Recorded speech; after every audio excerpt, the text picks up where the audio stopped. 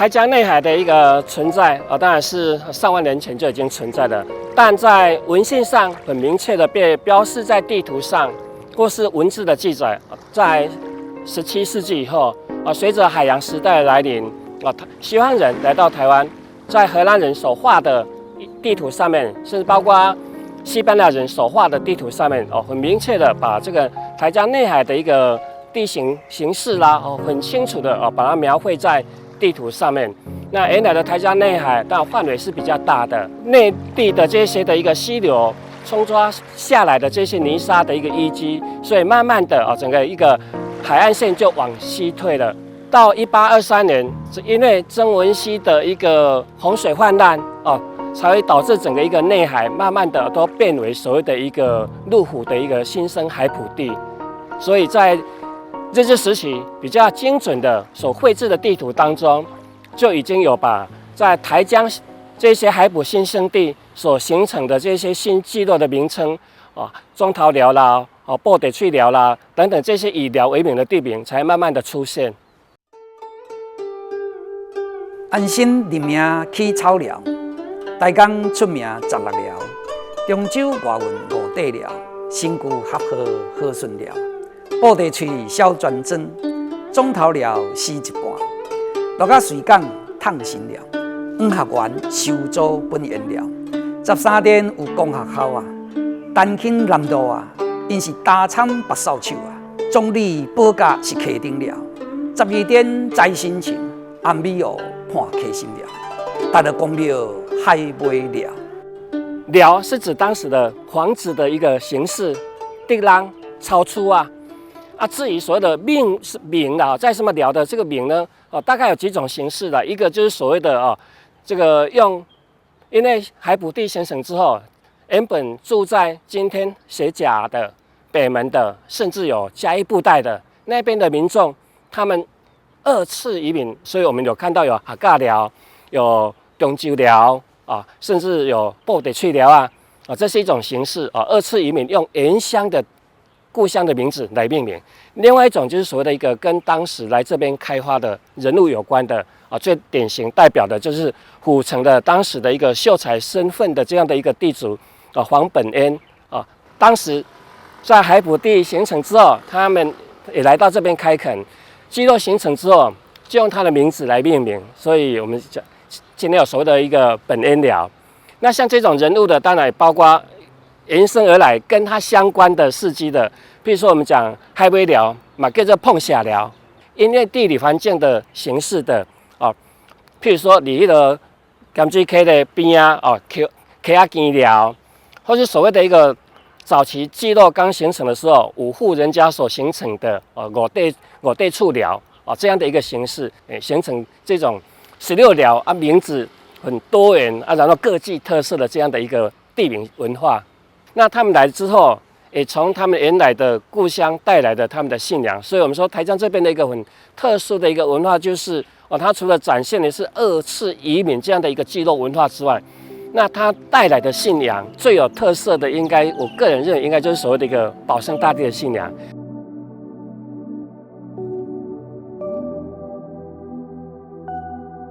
像咱即马一间叫做海尾中宫，就是咱海尾大庙。向时阮阿妈叫鹅是啥物？就是讲这个所在是学习的所在，嘛叫做公厝讲阿嬷成立公厝，找恁找恁阿公找啥物人转来公厝就是咱社会参与的中心所以我也是讲，咱会当来结合着咱的大庙幸福就是讲，甲咱过去咱祖先所放落来这种的学习的制度，就是学的这种制度，伫现代会当透过社区大学来推动大庙幸福，一串一庙一乐团，一串一庙一学堂，会当互咱台江16寮啦每一个庄头拢有一个在地学习的机会13件事，学晒什么新名？保生大帝。一只狮子是公的，哪一只是母的？这个神兽它摆放的位置以及它的特征要记起来伊的元素开机，也就是安怎来？因为家有写清世宗皇帝雍正嘛那么这台江文化运动就有3个赞处啦。第一就是讲推动这个本土教育互咱在地子弟会当来熟悉咱在地文化。所以我拄仔咧讲的，讲咱出世伫遮里，但是要变做是成为是一个在地人，必须有一个学习的过程。所以咱就爱来协助咱学校，即个同学来熟悉即个在地历史文化，这是一个。二来，咱就爱推设到即个社区博物馆，有无社区营造的工作，咱的每一个砖头拢有即个大庙老厝新，会当安尼做一寡文化资源的准备，即文化路径变做是学校在地的一个户外教学最佳场域。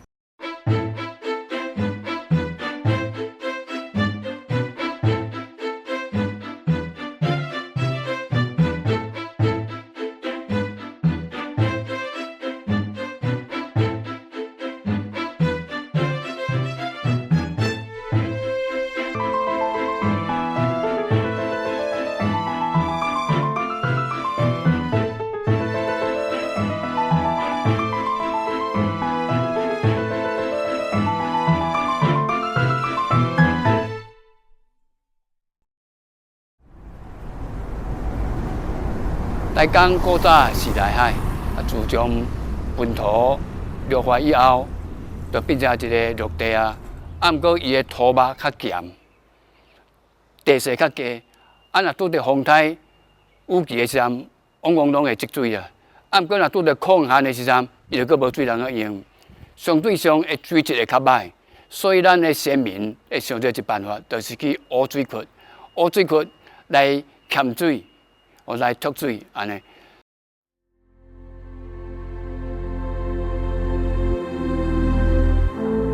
咱所看这条水圳伫清朝当地年间就有啊，较早叫做狄家人圳狄家人圳。这个水呢是因这个北平专门去溪水入来。那么是有这条圳，这是台江内海古早伊的本土去了所存落来一条港去圳港。伫台江建整200年来讲这条狄家人圳会当讲是上古早的一条水路咱即摆讲古道啦咱咧讲古道，毋单讲咱人用脚咧行尔，其实水路嘛足重要，尤其是阮是一个台江内海溪圳港上济。那么古早人利用这条水路来做运啊、做园啊。较早若是要来运这个物件货运嘛是透过这条水路。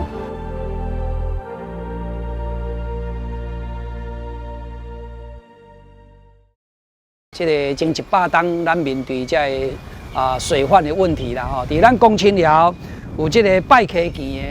的这个最重要的这个文化传统。每当7月底咱的先民就来到这条，这是闸门溪的古河道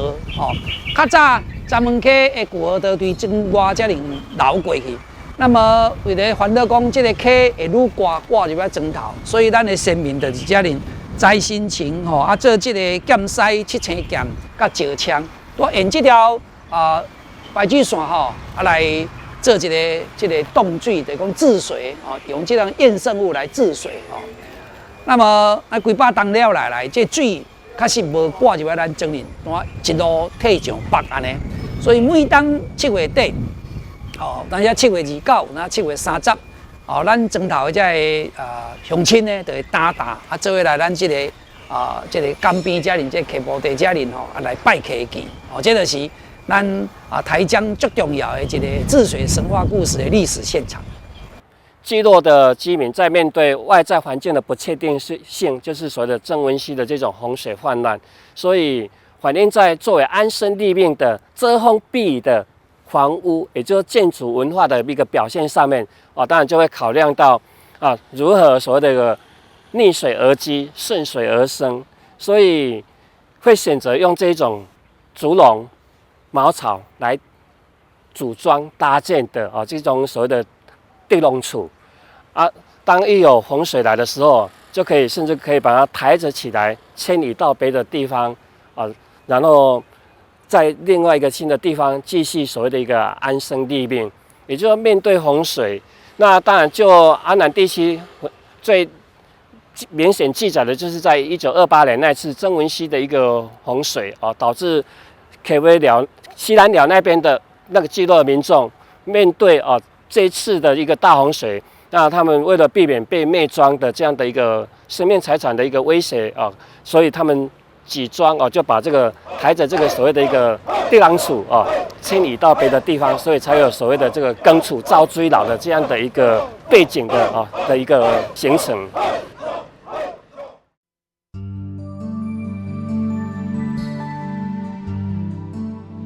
隐藏在安南区13店的郑家社区博物馆，是郑氏后代花了8年，用一砖一瓦守护的家族记忆。2024年入选为文化部100大文化基地。这座百年古厝，如今成了凝聚地方情感、传承文化的重要据点。这个古厝的特色吼，顶悬咱去看伊的迄个顶面这大家，伊的中间也是属于闽南式的，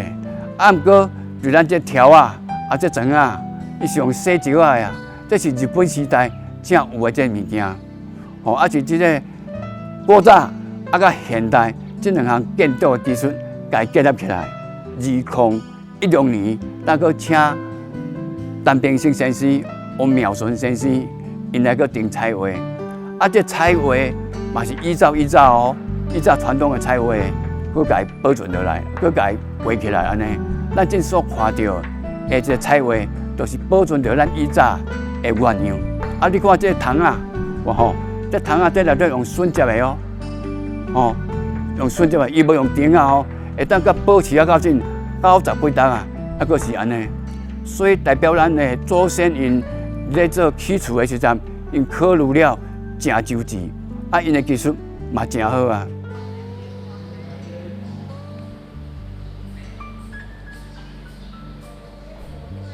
这间就是新娘房，咱若咧嫁娶，拢用着这间。你来看，咱头前遮有一个牌啊，这是喜，这是代表要嫁娶那个喜事。咱看到头前看到这个就是迄个插箱啊，咧放衫裤的，这个是阮阿嬷当时的嫁妆，安尼，搁即骹迄个布皮箱嘛拢是啊，搁来咱看到这原来有这个卫浴的设备啊，这个就是迄个咱讲的土桶罐，这个是土桶。这个是迄个腰桶啦、骹桶，咱拿出来，女性朋友女性以前咧洗身躯的啦、洗骹的啦，是若咧生阿姨仔的啦拢用着这骹，是安尼。这个是啥物货？这个是土桶请，咱讲的土桶请，就是咱女性用时啊，要出去外口洗鞋啊，要洗手的时阵较无方便嘛，所以拢用着这个土桶。土桶啊，下早时啊，甲赶去洗鞋遐，甲洗，再用着这个土桶请，是安尼。过来，咱看到这土骹都有钱人去起这顶厝遮大顶啊。现在土骹哪搁用土？这是阮阿祖安尼讲的哦。这就是讲土骹，咱若甲用砖啊时阵，红圆啊伫咧总铺，若去拨落来时阵会伤着。咱甲用土，安尼咧伤害就较少啊。这土毋是普通的土，这是球土、粘土、球土，拨落来，佮小可有一个弹性，袂讲遐硬。是啊，所以讲真啊，拢甲保存着伊原样出来。1925年，将这块田地甲伊变做是建筑地，安尼来。这是阮的大祖妈陈来女士，伊带伊的4位囝儿孙啊，安尼甲伊起起来。这是比咱府城的这个。迄个000岁还要是搁较早，所以咱将这个祖厝搁甲伊精修起来，搁甲伊收集一寡文物，也就是讲将咱古早时阵的一寡文物，甲伊做收藏、典藏、研究、保存，搁甲伊做展示出来，做咱这个台江地区还是其他地区的学生啊，还是参观者来这做教育训练。因为着这几年来有受到大家这重视，所以嘛着会当影响到咱台江的所在。每一家口拢是博物馆，每一项物件拢会当讲出伊的历史出来，啊，这就是咱成立社区博物馆的最大的用意。所以熟悉在地这台江建筑200年的历史现场、文化路径，其实不是咧讲过去咱多么的了不起，不是，其实伊是咧提醒咱运动爱甲祖先所传落来这文化协会，这种安心立命起草料，这种打拼这种的精神用于当下，走向未来。昔日台江内海孕育出丰富的人文与聚落，如今历史的水脉化为城市的根基。安南区在文化传承中转型，透过重划开发与建设推动，逐步打造出台南最具潜力的新兴发展重镇，跃升成为台南市第2大人口区域。因此，为因应快速成长的人口与交通需求，和顺转运站于2025年正式启用，成为安南区接轨市中心的重要交通枢纽，大幅提升通勤效率，也为市民带来全新的生活节奏。因为安南区它过去是以农渔产业为主。那在县市合并之前的话，它算是台南的这个西北地区那已经到了边陲地带，那面积也很广大，超过这个1万公顷那县市合并之后呢，它的位置就蜕变了因为它就算是台南的中心偏西南的这个地方，而且呢，它透过我们的便捷的交通，可以连接到南科国八啦、北外环这个都会让它的交通更加的方便。但是因为它长期以来呢以农渔产业为主，所以会变成说它的这个土地是比较低度利用的，而且还有很多呢都维持农业或是渔温的一个形态。那这样的话就会阻碍了它的发展。那市长上任之后呢，我们主推几个重要的开发案，比如说9分子的市地重划区，我们一步一步的在帮它做土地的处分跟增添建设。那还有呢就是北安商业区的市地重划区，它是这个安南区的商业复读型所以呢也在110年开工那113年完工那在今年也很顺利了做了土地的标售。接下来，台南市北安商业区市地重划工程完工启用，掌声鼓励。北安商业区市地重划工程的启用，那这个是市府地政局展现超高效能效率来从事这个市地重划，在最短的时间内，用公办重划的方式提供给市民这个大片的可利用的土地，那把过去比较杂乱的市容，现在变成焕然一新，而且中间增加了2个这个特色公园，可以让市民有休憩的地方。那这个地方未来会是安南区发展的重中之重的蛋黄区，也希望未来可以促进安南区的发展，促进城市的进步。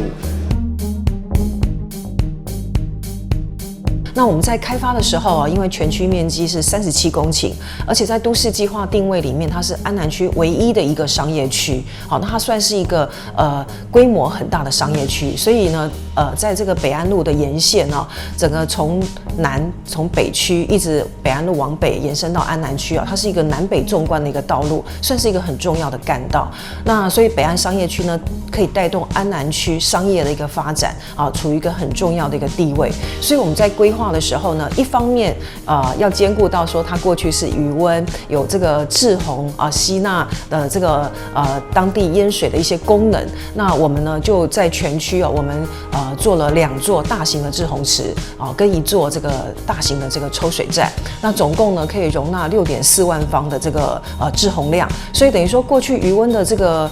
吸纳的水量呢，在我们这2座滞洪池里面呢是可以完全的吸纳，而且呢我们还做了抽水站，可以帮周边152公顷呢解决周边其他重划区以外淹水的问题。那这是第一点。那第二点呢，就是说，因为它过去呢算是草湖寮的一个遗迹因为过去安南区有很多的渔寮嘛，那所以它这个名称地段名称叫草湖寮。那为了兼顾这个草湖寮的这个历史背景我们在区内2座大型的这个公园兼滞洪池呢，我们就设计2个特色公园。这2个特色公园面积合计呢大概超过5公顷。好，那它可以为商业区呢将来人口进驻的时候就提供了一些休闲的功能。那这个特色公园呢，我们也很注意它的一个特色啊，就是说我们用草湖寮历史公园、台江地景公园这样的一个意象来做规划，所以我们这里面的特色公园的游具啊，就跟其他的地方很不一样啊。比如说呢，根据这个渔寮的这个背景啊，那我们就有渔船的造型的溜滑梯，好，那有金鱼骨造型会喷水的这个廊道，好，那还有这个一些沙坑啊，还有荡秋千啊等等一些特色的游具。那启用以来啊，这个民众假日带小朋友去玩啊，都留下很多欢乐的画面哈，跟笑声啊，效果非常的好。那第三个就是说，因为它是一个商业区哈，所以我们今年的这个土地呢点交给地主之后，地主也在做这个招商。好，那我们台南市政府呢，在9月份也成功做了土地的标售，所以我们希望说，这边如果有一个大型的商场，好，或者说连锁性的卖场、百货的进驻呢，可以让就等于满足安南区这边现有居住人口的一些商业的需要，我们觉得真的是蛮好的。除此之外，9份子重划区也如火如荼的开发中，结合绿地水岸、生态社区与完善的机能，成为台南新一代宜居生活的代表。像这个9分子湿地重划区，它就是过去也是一个渔温的一个背景。好，那我们呢尊重当地的一个地理的纹理哈，所以呢这个都市计划不是把它做棋盘式方格这样子一个很无趣的一个规划，而是说把它打造成台南第一个生态低碳的示范社区，而且它的滞洪池呢也不是这个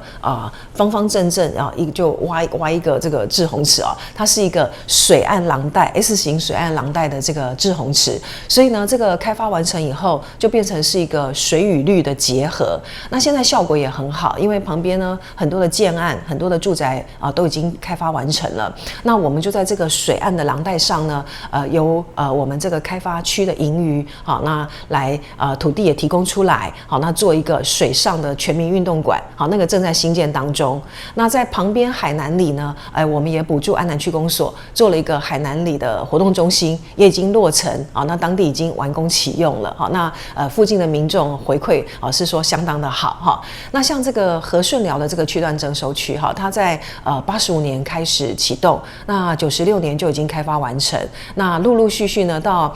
现在都还在增添建设哈。也就是说，现在亚太棒球村刚刚盖好嘛，而且呢，这个我们公务局这个亚太棒球村呢，还有获得这个2025的国家卓越建设奖。那现在主场馆、副场馆这个都启用了。那像这个 U12啊，好 U15哈，他们都在那边打球国际赛都在那边进行。好，那另外呢，这个和顺寮区段征收区有留下一块很大块的土地，好，面积超过2公顷我们提供给国家驻都中心来盖社会住宅。那这个社会住宅的总量超过1700户，所以应该是全台湾最大的一个社会住宅户数的一个社区。那它预计在117年就会完工。